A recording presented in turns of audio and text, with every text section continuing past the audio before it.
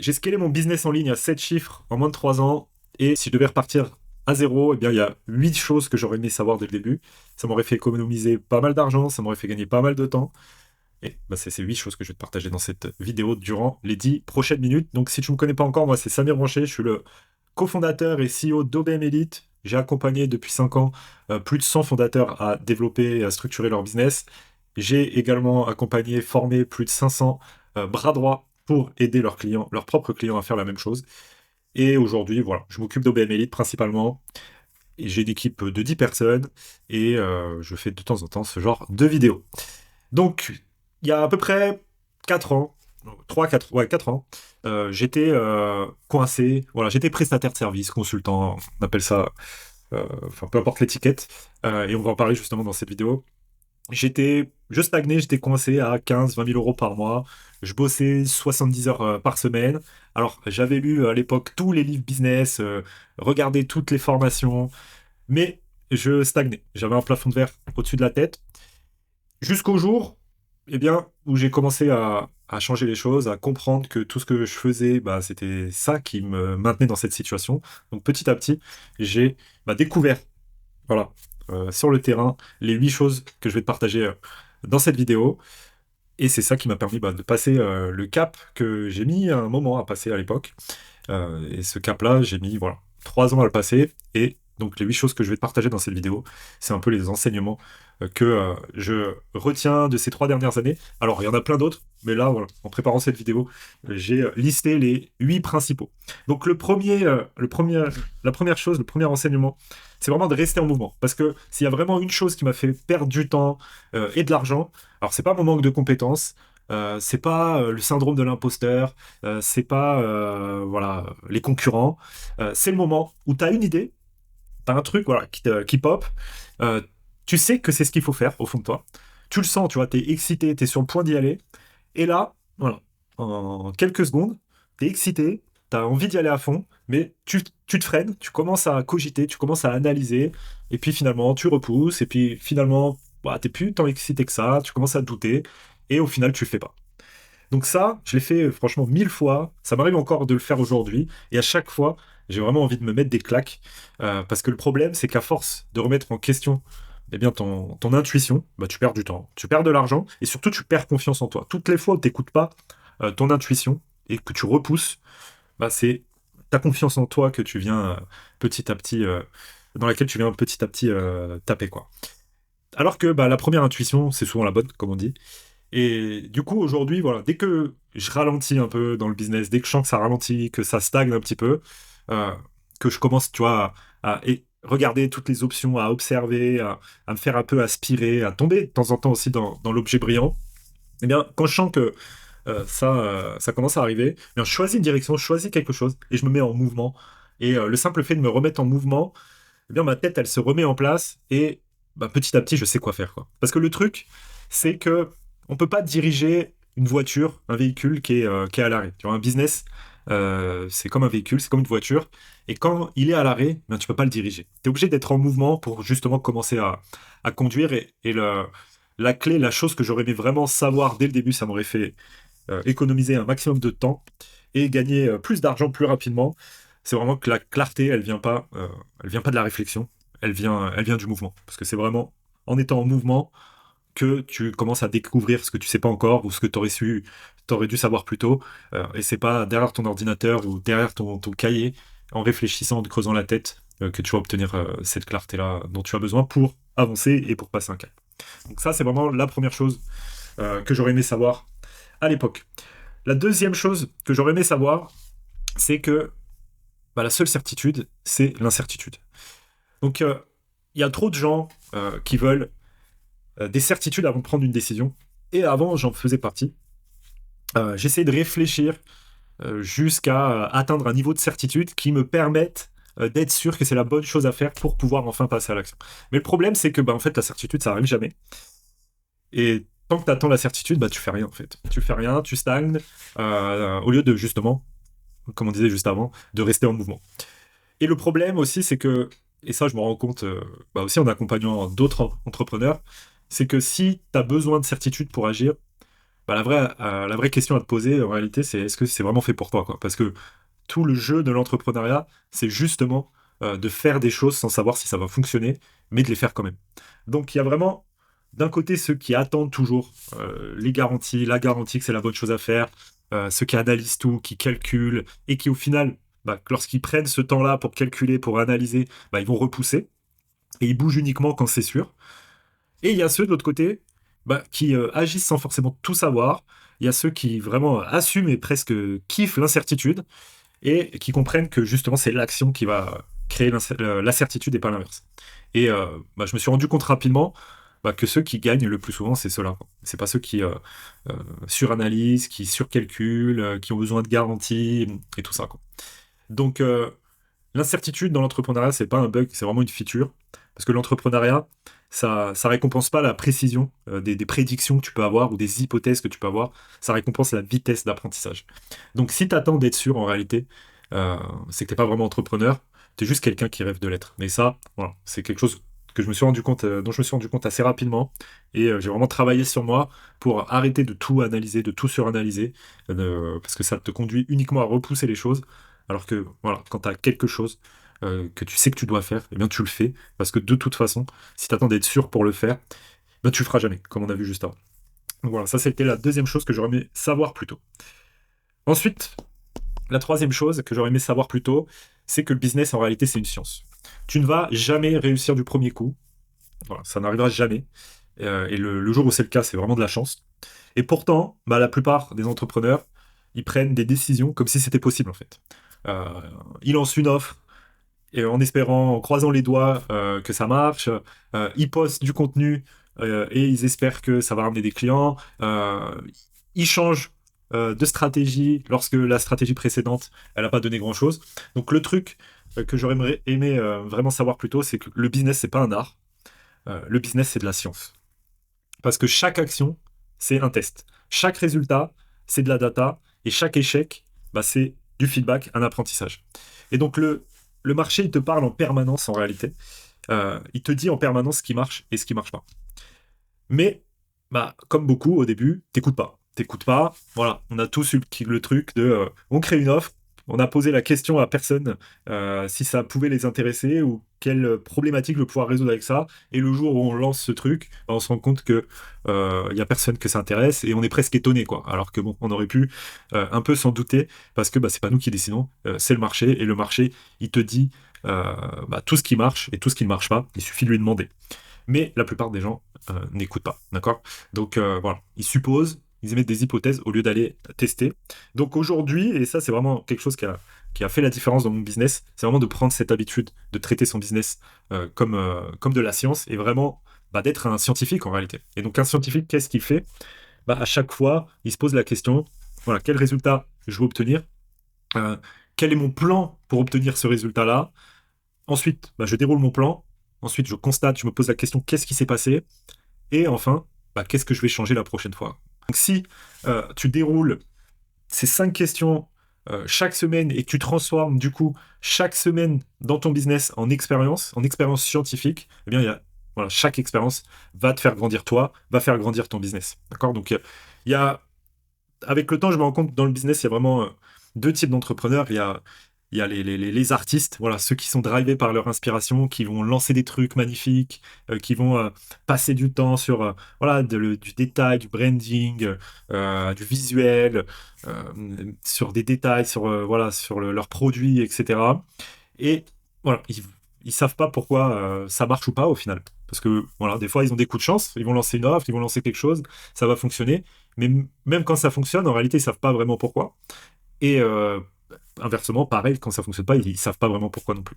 Et de l'autre côté, il y a ceux voilà, qui mettent leur casquette de scientifiques, qui considèrent vraiment leur business comme une science, et qui vont construire par expérimentation, qui testent des hypothèses, et qui continuent d'apprendre à chaque résultat. Donc la conclusion de ce point-là, c'est que l'art, c'est beau, mais la seule chose qui scale, c'est vraiment la science, quoi. D'accord? Et ce qui m'a permis à moi de faire scaler mon business, c'est justement d'arrêter de faire l'artiste et de commencer à faire le scientifique. Et donc, comme je répète souvent, le meilleur moyen d'être ce scientifique, c'est test don't guess. C'est vraiment ça, la chose à avoir en tête en permanence. Dès que tu commences à te poser trop de questions, à douter, à émettre des hypothèses et à te dire est-ce que c'est ça que je devrais faire, etc., la réponse c'est toujours test don't guess. Donc voilà pour le point numéro 3, je crois. Ouais, c'était ça. Point numéro 3. Donc, euh, la quatrième chose que j'aurais aimé savoir plus tôt, c'est de ne pas se coller d'étiquette. Parce qu'en réalité, à chaque fois que tu te colles une étiquette, eh bien tu vas te limiter. Alors, quand je parle d'étiquette, c'est voilà, ton titre, quoi, comment tu t'appelles, que ce soit coach, consultant, solopreneur, freelance, prestataire, agence, CEO, bref, peu importe l'étiquette. Dès que tu choisis un label, eh bien le truc c'est que tu vas pas penser assez grand. Tu vas t'aligner avec tous les autres qui ont la même étiquette que toi, quoi. Tu vas parler comme eux, tu vas vouloir opérer comme eux, tu vas avoir tendance à penser comme eux. Et le truc, c'est que c'est le meilleur moyen en réalité de se retrouver noyé dans la masse. Parce que les personnes qui se démarquent vraiment, en fait, ils n'ont pas vraiment d'étiquette. Tu sais pas vraiment comment les catégoriser. Elles se contentent pas de régurgiter un peu les idées des autres. En final, elles vont créer les leurs. Elles vont créer leur propre façon de voir les choses, de faire les choses. Et donc, je me suis rendu compte aussi avec le temps que il y a ceux qui rangent tout dans une catégorie. Donc voilà, les conformistes. Donc ils vont adopter les codes de leur secteur, ils vont regarder ce que font leurs concurrents, ils vont regarder ce que font leurs pairs, ils vont parler comme eux, ils vont reproduire les mêmes méthodes, ils vont pratiquer les mêmes tarifs, ils vont s'aligner sur tout ça. Et puis il y a ceux qui créent vraiment leur propre catégorie au final, les originaux, quoi, qui pensent différemment dans leur secteur, qui créent leurs propres solutions, qui inventent leurs propres règles. Avec le temps, j'ai arrêté d'essayer de me définir. Je suis pas coach, je suis pas consultant, je suis pas mentor, je suis pas créateur, je suis pas CEO. Je peux être tout ça à la fois si j'en ai envie en fait. Ou rien de tout ça. Mais le point là-dessus, c'est vraiment d'arrêter de chercher la case dans laquelle rentrer et de créer sa propre case. Parce que penser différemment et créer quelque chose d'unique dans ton secteur, dans ta niche, eh ben, c'est souvent ça qui va te permettre de te démarquer et de scaler aussi. Donc, point numéro 4, ne te colle pas d'étiquette. C'est ce que j'aurais aimé savoir plus tôt. Ensuite, point numéro 5, c'est de résoudre les problèmes à la racine. Souvent, le premier réflexe qu'on a quand on a un problème, c'est d'essayer de faire plus. Voilà. De faire plus. Et le truc, c'est que faire plus de ce qui t'a conduit à créer un problème, c'est pas ce qui va te permettre de résoudre ce problème-là. Donc, ça, c'est un point important. Et également, il y a un autre point là-dessus, c'est que il n'y a aucun problème qui se résout de lui-même. Donc, la clé ici, c'est de vraiment diagnostiquer la vraie cause du problème et de résoudre la vraie cause des problèmes. Et de vraiment prendre l'habitude de résoudre les problèmes à la racine. Le meilleur exemple là-dessus, et un truc tout bête, mais qui a un levier extraordinaire, c'est que dès qu'il y a une urgence dans ton business, dès qu'il y a de la réactivité dans ton business, c'est-à-dire quelque chose qui arrive à la dernière minute ou quelqu'un qui te demande quelque chose, voilà, à la dernière minute, etc., dès qu'il y a une forme d'urgence ou de réactivité, le meilleur réflexe à avoir, c'est bon, de traiter l'urgence sur le coup, mais de noter cette urgence-là et ensuite chaque semaine de se poser en reprenant justement toutes les urgences qui ont pu se produire durant la semaine et d'analyser, de diagnostiquer, eh bien, quelle est la racine de ce problème-là, quelle est l'urgence de ce problème-là. Et ensuite, d'aller corriger, d'aller mettre des actions correctrices sur la racine de ces problèmes-là. Déjà, un, pour faire en sorte que ces urgences-là ne se reproduisent plus. Mais en plus de ça, souvent, quand on fait ça, c'est pas simplement l'urgence là qui a eu lieu la semaine d'avant qui va plus se reproduire. Parce que souvent, la racine de ce problème-là ou de ce symptôme-là, c'est également la racine de plein d'autres problèmes. Donc, le simple fait chaque semaine de prendre cette habitude-là, eh bien, ça permet vraiment à ton business d'aller beaucoup plus vite. Et de toute façon, euh, ce qu'il faut avoir en tête, c'est qu'il y a vraiment que trois manières de faire croître un business en fait. La première manière, c'est d'aller chercher plus de clients. La deuxième manière, c'est de revendre des choses à des clients existants. Et la troisième manière, eh bien, c'est d'augmenter ses prix. Donc voilà, c'est tout. Donc en réalité, quand tu regardes euh, toutes les décisions que tu as à prendre dans ton quotidien, dans ton business, ou quand tu résous des problèmes, ça doit forcément se rattacher à l'une de ces trois choses-là. Comment je vais chercher plus de clients, comment je revends à des clients existants, comment je les fidélise, ou alors qu'est-ce qui va me permettre d'augmenter mes prix. Donc, à partir du moment où voilà, tu sais que toi, ton objectif, c'est forcément de résoudre des problèmes en lien avec ces trois points-là, ça te permet déjà de simplifier au maximum ta prise de décision. Et même pour aller plus loin, si on prend juste l'exemple aller chercher plus de clients, on peut encore découper ça en 3 étapes. Pour aller chercher plus de clients, il nous faut plus de prospects. Une fois qu'on a plus de prospects, eh bien on veut les intéresser, ces prospects. Et une fois qu'ils sont suffisamment intéressés, on veut les convertir en clients. Donc ça nous refait de nouveau 3 étapes. Et donc quand on regarde ces 3 étapes-là, ben, on est capable de diagnostiquer d'où vient le problème de manque de clients. On peut savoir, voilà, est-ce qu'on a des leads, mais ces leads-là, ils sont pas très intéressés, ou alors est-ce qu'on a des leads intéressés, mais on n'arrive pas à les convertir. Bref, on a la possibilité de savoir exactement d'où vient le problème, quelle est la racine du problème. Mais la plupart des entrepreneurs, qu'est-ce qu'ils font? Ils se disent, ok, j'ai pas assez de clients, alors je vais lancer un podcast. Voilà. J'ai pas assez de clients, alors je vais lancer une chaîne YouTube. Ou j'ai pas assez de clients, je vais lancer une nouvelle offre. Donc ils font des trucs au hasard en espérant qu'au final le problème il se résolve un petit peu de tout seul. Donc voilà, la clé c'est vraiment de diagnostiquer. Donc là en l'occurrence pour cet exemple-là, les 3 étapes. Ok, je génère des leads, mais ces leads sont pas vraiment intéressés par ce que j'ai à vendre. Et ensuite, bah voilà, une fois qu'on a trouvé la racine du problème, bah, se poser la question, là, comment je mets une solution en face. Donc plutôt que de sauter sur les solutions directement, bah, on veut voir le problème, on veut le diagnostiquer, décortiquer le problème étape par étape et identifier là où ça casse vraiment pour vraiment résoudre la bonne chose, pour vraiment résoudre le problème à la racine et pas simplement voilà, voir un problème et tout de suite vouloir mettre un pansement et courir dans tous les sens en espérant que voilà, la solution elle va marcher alors qu'on n'a pas pris le temps d'analyser d'où vient le problème et encore pire, en espérant que le problème va se résoudre par lui-même, quoi. Donc quand un problème il émerge, on veut toujours diagnostiquer la cause racine. Et la clé ici, c'est d'arrêter de vouloir mettre des pansements et de commencer à traiter le mal à la racine. Donc ça, c'était le 5e point, il me semble. 1, 2, 3, 4, 5, effectivement. Donc 6e point. 6e point, c'est toujours vendre. Donc, ouais, depuis 5 ans que j'accompagne des entrepreneurs, c'est vraiment le truc qui revient le plus. Euh, Par exemple, quand j'ai quelqu'un en one-to-one qui commence à me dire ah oui, en ce moment c'est calme, c'est un peu compliqué, j'ai pas trop d'appels, le marché, là on sent que c'est les vacances, on sent que c'est un peu au ralenti, etc. Ma réponse est toujours la même, c'est ok, c'est cool, mais maintenant regardons les datas, regardons les données. Combien d'offres t'as fait ce mois-ci, cette semaine?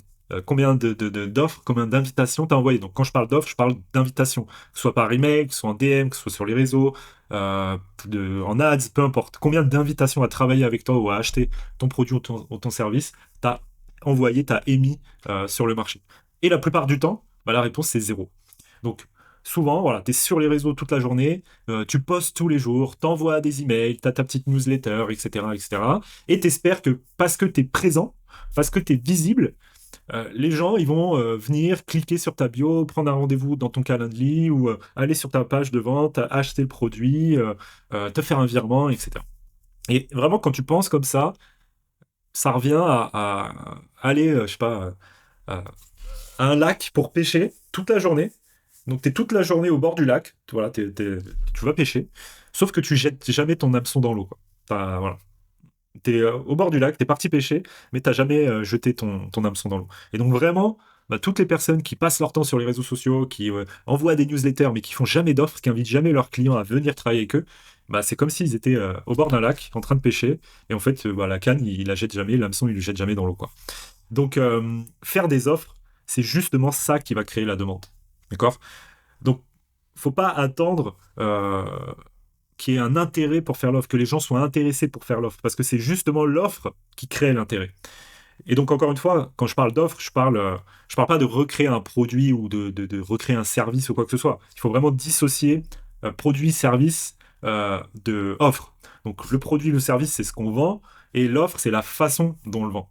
Et on peut très bien vendre, du coup, une seule chose et le vendre de plein de façons différentes. Donc, maintenant, avec le temps, ce que j'ai pris l'habitude de faire, c'est que euh, chaque mois, je regarde ce qui se passe dans mon business, dans mon programme d'accompagnement, sur le marché, en fonction des saisons. Est-ce qu'il y a un événement particulier? Est-ce que c'est la rentrée? Est-ce que c'est les vacances? Est-ce que c'est le Black Friday? Peu importe. Et en fonction de tout ça, eh bien, je trouve des prétextes pour planifier des offres en fonction de ça, quoi. Parce que ce qu'il faut vraiment avoir en tête, c'est que les gens ont besoin d'une bonne raison de l'acheter. Et il leur suffit parfois simplement de leur donner une raison, en fait. Peu importe la raison. La raison n'est pas si importante que ça. le simple fait de leur donner une raison, eh bien, ça leur donne une bonne raison d'acheter maintenant, en fait. Donc, la clé sur ce point-là, c'est de toujours vendre et d'arrêter de poster ou d'espérer que les clients vont venir et de commencer à les inviter. Ensuite, point numéro 7, c'est de créer des déclics. Donc, en réfléchissant là, à cette vidéo et à ce point-là en particulier, j'ai repensé à qu'est-ce qui a fait qu'avec OBM Elite, on a réussi à se démarquer.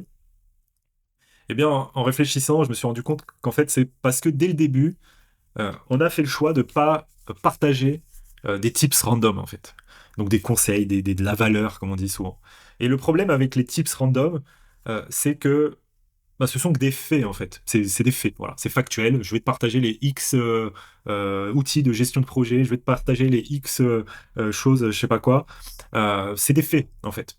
Et le problème des faits, c'est que ça n'a rien à voir avec toi. C'est que ça n'a rien à voir avec ton offre, ça n'a rien à voir avec ton expertise, ça n'a rien à voir avec ton message, ton approche ou ta façon de voir les choses. Donc ce sont juste des faits.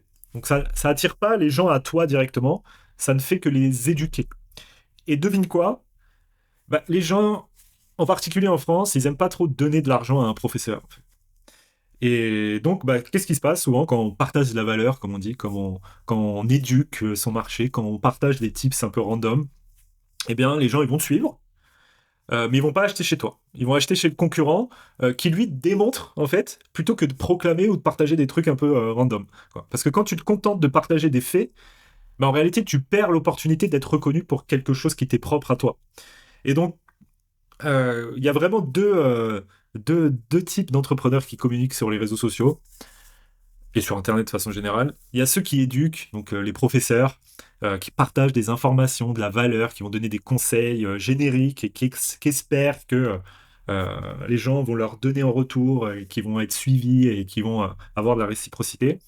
Et puis il y a ceux qui transforment en fait. Il y a ceux qui sont des leaders d'opinion, qui partagent des perspectives, qui changent des croyances, qui chiffrent des croyances, qui créent presque leur propre école de pensée en quelque sorte. Quoi. Et donc ça, j'en suis vite rendu compte au démarrage.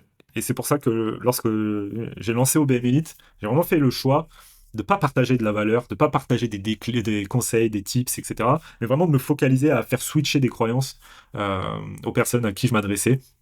Et donc voilà, sur ce point-là, le conseil que je pourrais me donner quelques temps en arrière, c'est d'arrêter de partager des conseils le plus rapidement possible et de commencer à partager des insights. Et un insight, c'est faire switcher justement les croyances de ta cible, de ton audience, sur où ils en sont actuellement, et les faire derrière adopter une de tes idées. Parce que c'est ça la clé. C'est que quand tu fais switcher quelqu'un sur une croyance, il n'a pas de nouvelle croyance. C'est-à-dire que toi, à ce moment-là, à partir du moment où tu lui crées un déclic dans sa tête, tu as l'opportunité de lui planter justement la croyance que tu veux que toi il ait, en fait. C'est-à-dire ton idée à toi, qui va faire que la personne, elle va avancer dans ta direction. Et donc, switcher des croyances, c'est beaucoup mieux que de partager de la valeur. Et enfin, dernier point, repousser pour attirer.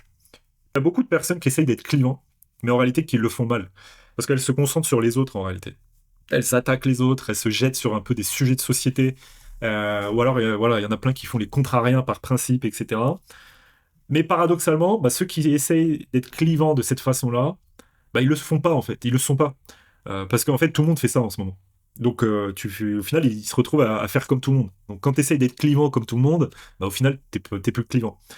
Donc t'as pas besoin d'attaquer les autres ou de parler de sujets controversés pour être clivant. En réalité, pour être clivant, il faut juste arrêter de suivre le troupeau et d'en sortir, en fait. Et donc, pour ça, le meilleur moyen, c'est d'être clair sur la personne que tu aides tes clients à devenir. Voilà.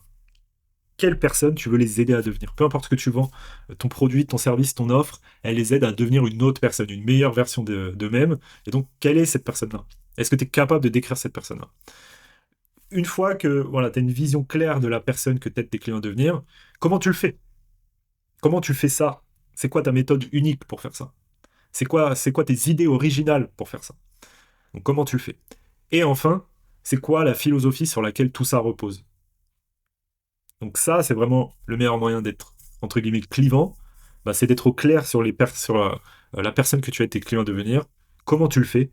avec ta façon à toi unique, et la philosophie sur laquelle tout ça repose.